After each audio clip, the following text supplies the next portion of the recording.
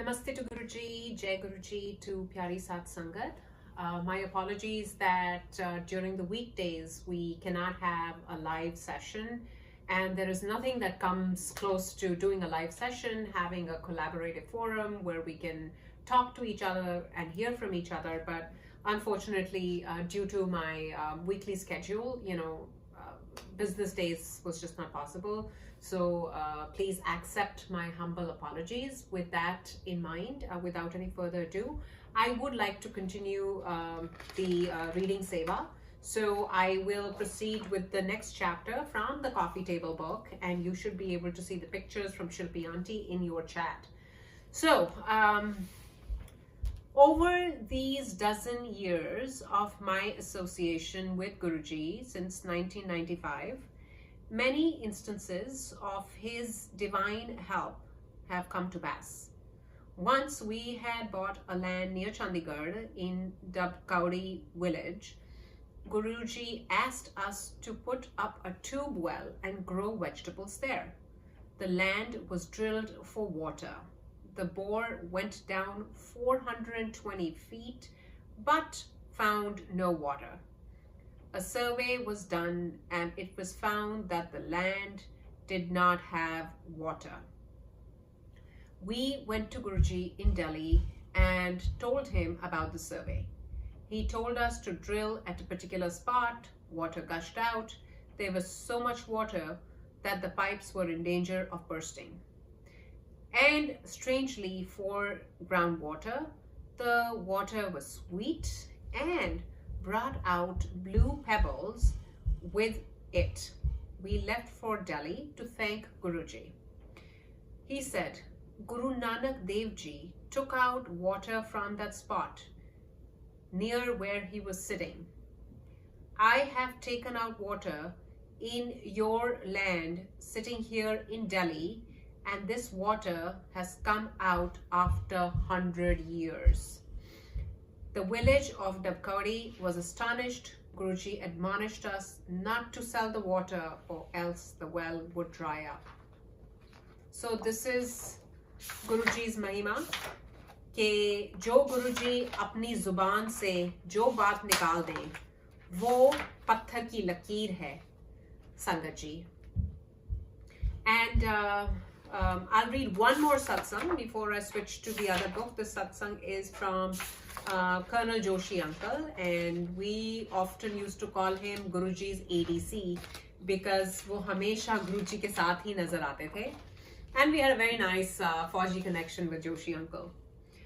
The satsang is called When It Rained Mercy on My Army Unit. While I was a group commander of the NSG during 1995 to 1998, the Director General was to inspect the unit. The soldiers worked very hard to get the unit spick and span. The unit road was swept clean of dust, and even the leaves of the surrounding trees were brushed up. The tree trunks and the brick lining bordering the approach road to the unit got a paint of geru, which is terracotta. The entire unit was ready for inspection and hoping to get shabash, which is a well done, from the Director General. On the D-Day, I was driving up from Delhi to Manesar at 7 in the morning. It started raining. Then it turned torrential. By the time I neared Manesar, I could not help but be dejected. All the labor the unit boys had put in would get washed away. I prayed to Guruji that this should not happen. I was amazed as I entered the unit gate. The unit ground showed no signs of rain. The staff told me that it was raining everywhere, but not on the unit. As far as the inspection, it exceeded expectations. The Director General said the unit was an example for other units, but as soon as the DG, which is the Director General, he left, it started raining, excuse me, in my unit as well. The divine hand was evident.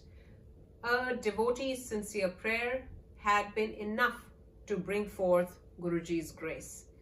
I felt as if a divine's protective umbrella had been placed over the unit while it rained hard everywhere else.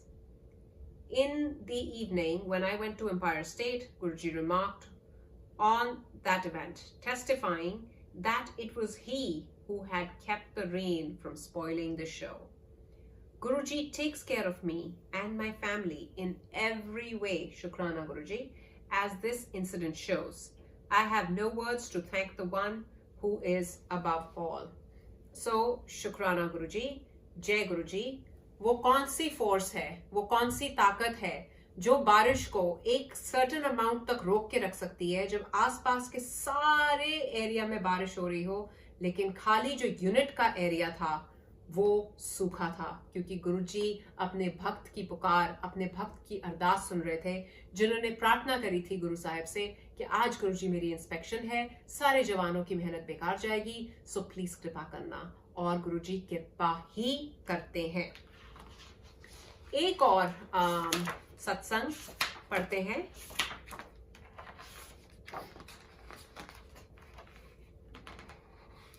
This is from Rita Naranganti. It's called A Miracle of the Womb. My faith now tells me that Guruji guides us through such miracles. Those were my days of unhappiness in 1997. We already had a daughter and I was expecting my second child.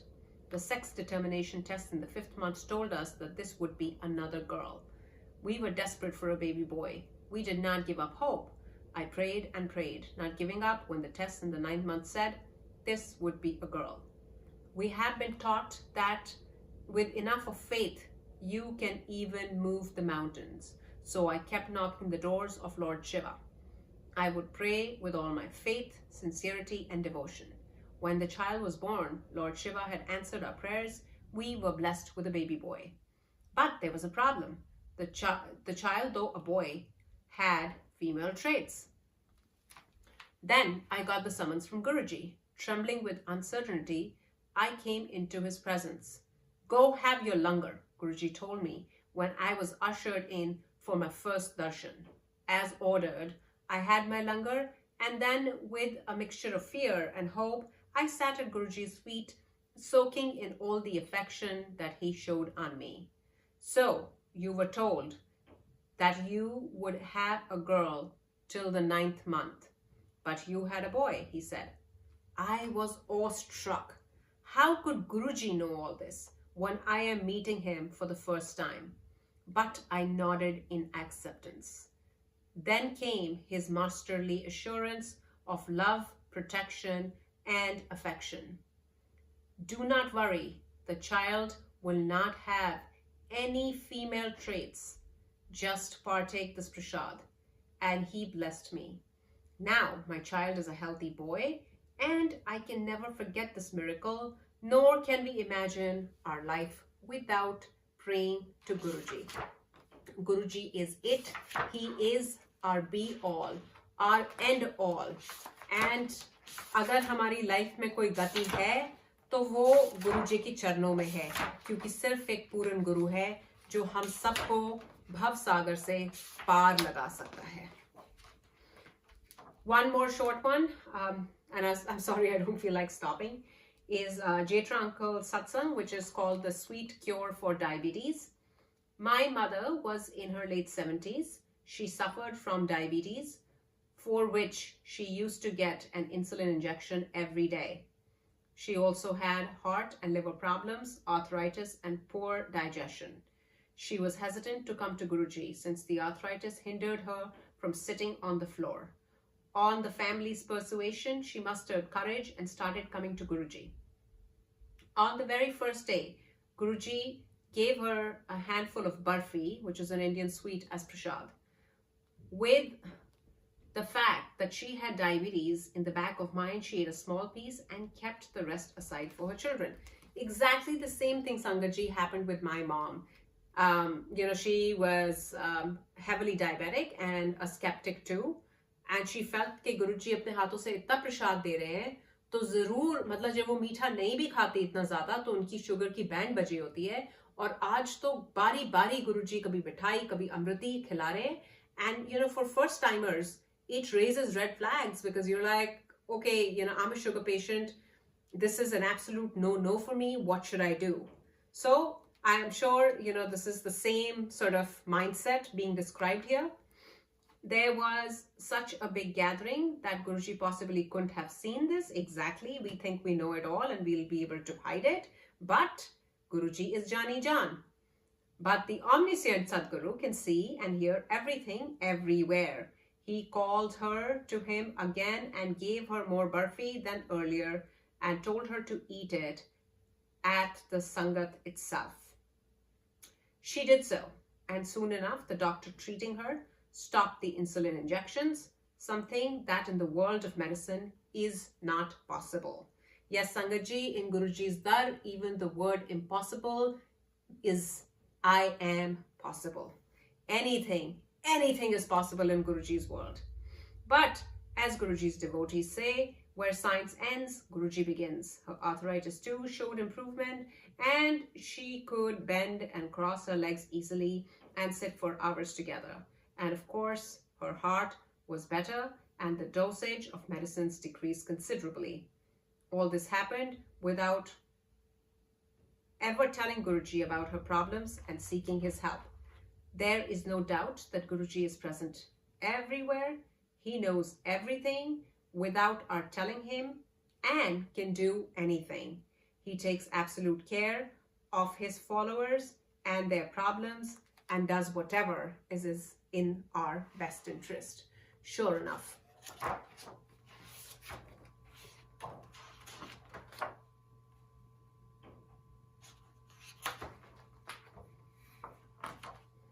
Okay, so for the coffee table book, I am going to take a pause here and we will read the next satsang for the next session.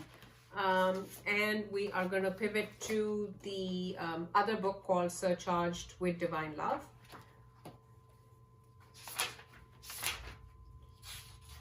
And we had read that how Sukhmani Aunty and her family finally got admission, the admission form, as Guruji said, and Guruji also made it very clear that मेरे संगत में सबके अपने अपने level होते हैं और कौन किस लेवल में है, that is a secret only known to us and we will never disclose it. So हम नहीं बता सकते. That's what Guruji said. So let's read Guruji's early years. Guruji was born into a humble family on 7th July. It says 1953, but I think the date of birth as confirmed by the family is 1954. In Dugri village, district of Malerkotla. This family had been blessed by the birth of saints and fakirs through generations. But according to Mataji, Guruji's mother, she had no idea that a Mahapurush of such a high level would be born to her. According to the midwife, the day Guruji was born, she saw a snake and a strange kind of bright light fell up the room. When the Pandit, who's the priest, prepared the birth chart, he clearly told Mataji that this child is not just hers but belongs to the entire world. Even as a little baby, there was fragrance in his urine and he never soiled his clothes. As a young boy, he was often found in the fields, sitting in samadhi, meditation, completely unfazed by the burning sun or strong rains. His classmates would often make fun of him since he never seemed to enjoy the kinds of things they did. His friends have many times narrated this incident in front of Guruji as to how he would often fill ink in pens that had run out. I have personally seen Guruji do this one time in Jalandhar. Guruji had a diary in which he wrote down the addresses of a few people who visited him. That day, I happened to be sitting next to his asan, and each time he wanted to write somebody's address, he would ask me to pass the diary to him. The pen in the diary wasn't working. Since morning, I was borrowing pens from the Sangat for him to write down addresses. In the evening, Guruji wanted to write down someone's address, and before I could ask someone for the pen. He looked at me, blew into the pen, and actually started writing. I wanted to make sure if the pen was actually working, so I raised myself onto my knees to look, and yes, the pen was working. He again gave me a smile and continued writing. One of Guruji's classmates often narrated an incident where he went to pick up Guruji for college on his scooter. On reaching Guruji's house, Guruji told him that he had some work and would meet him in college. Guruji never possessed a scooter, yet Guruji was standing and waiting for his friend at the college premises. Just to test him, Guruji's friend rode back to Guruji's house to find Guruji present at his house as well. There have been various incidents where Guruji has been seen present in more than one place at the same time. Guruji went to school at Degree Primary School and Government High School. He did his college from Government College at Malerkotla. Guruji was double MA in English and Economics. He spoke fluent English and had a beautiful handwriting. Yet, just to put a veil on all of us, he would often ask us to spell certain words for him. In another incident, Guruji's friends wanted to teach him how to swim. Since he never liked getting wet, he would often resist. One day, they all got together and decided to throw Guruji into the village well. One of his friends went down the well and the other remained on top to push Guruji in the well. When Guruji was pushed into the well, his friends were shocked to see that he didn't hit the water, but was in fact floating over it. So, I'll interject real quick here.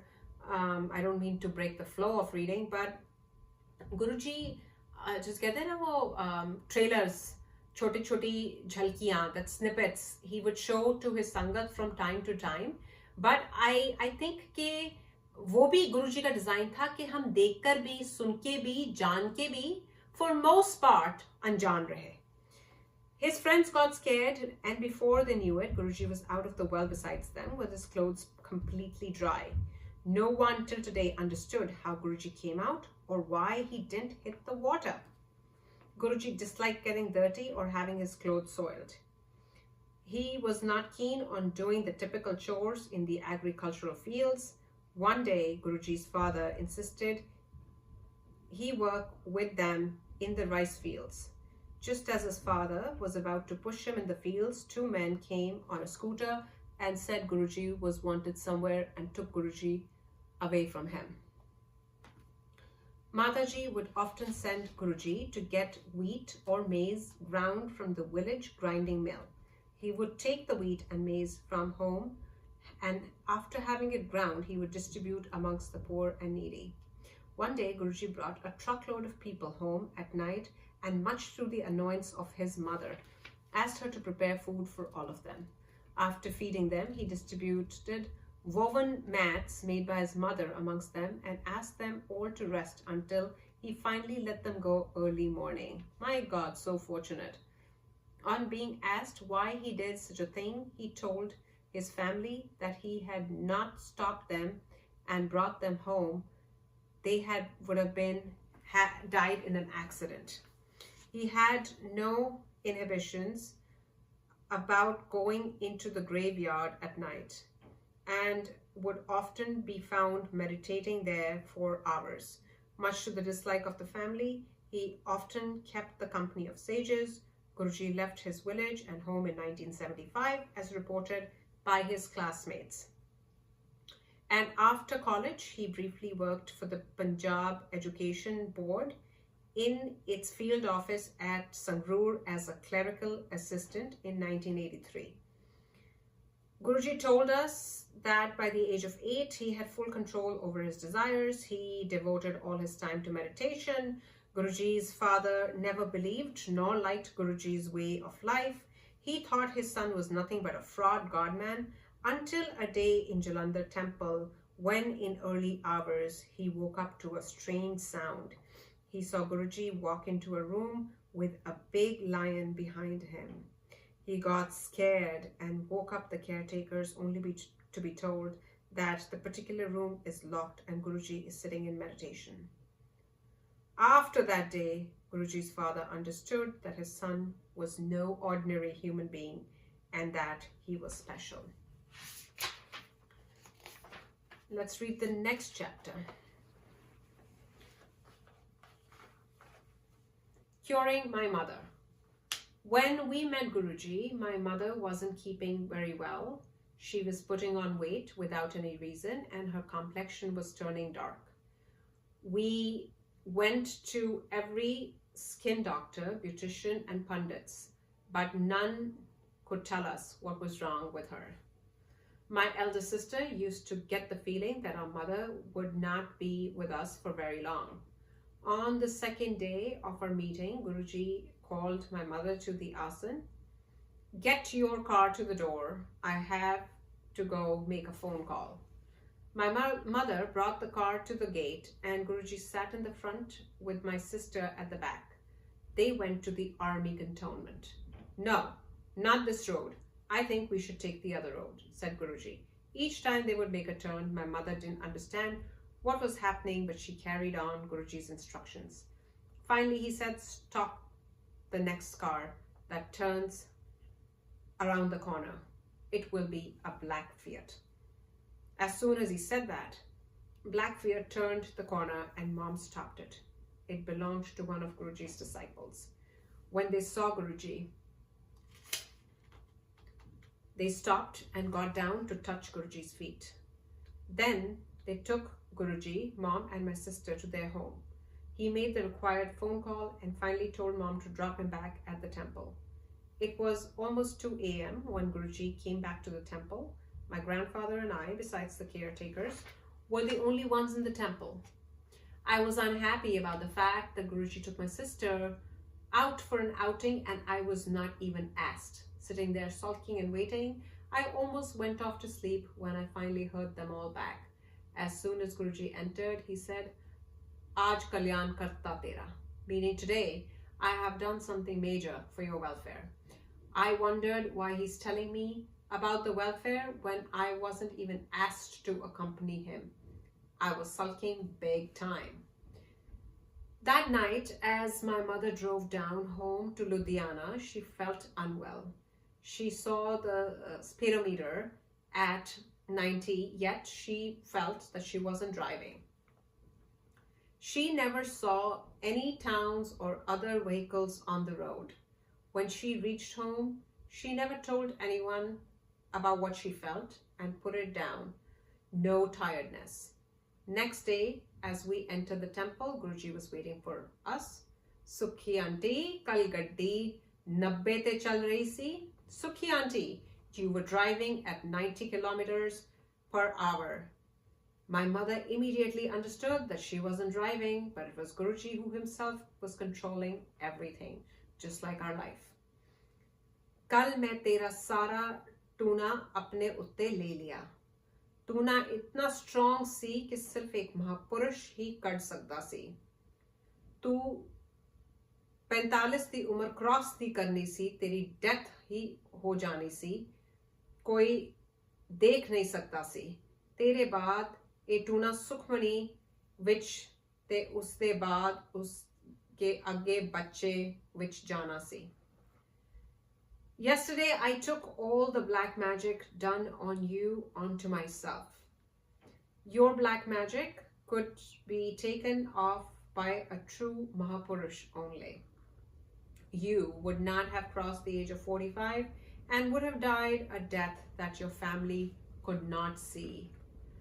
After you, this effect would have gone into your younger daughter Sukhmani, and after her death would have further gone into her daughter.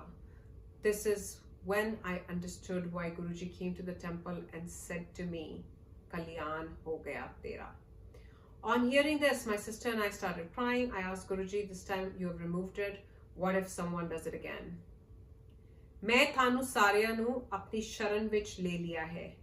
हुण कोई कुछ करेगा तो उसनू मेरा सामना करना पड़ेगा. डरन दी कोई लोड़ नहीं.